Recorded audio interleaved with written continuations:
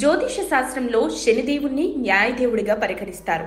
శని నెమ్మదిగా కదిలే గ్రహం కావడంతో అతని ప్రభావం వ్యక్తి జీవితంపై దీర్ఘకాలికంగా కనిపిస్తుంది.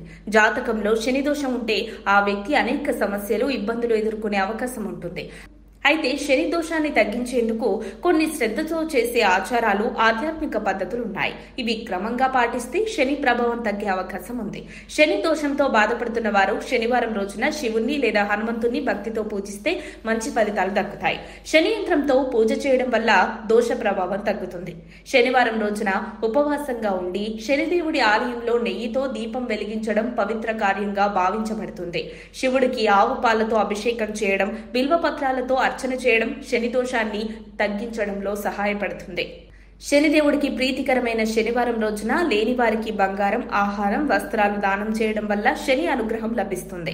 ముఖ్యంగా నల్ల వస్త్రాలు, నెయ్యి, శనగపిండి వంటివి దానం చేయడం శుభప్రదం.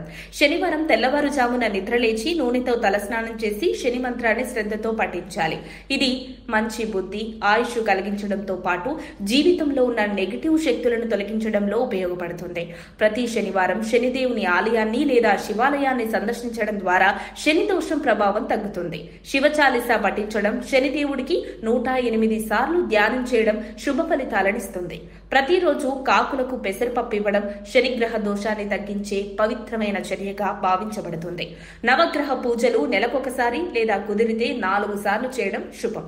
అలాగే నీలిరాతి ఉంగరాన్ని ధరించడం శనిగ్రహ ప్రభావాన్ని తగ్గించడంలో సహాయపడుతుంది.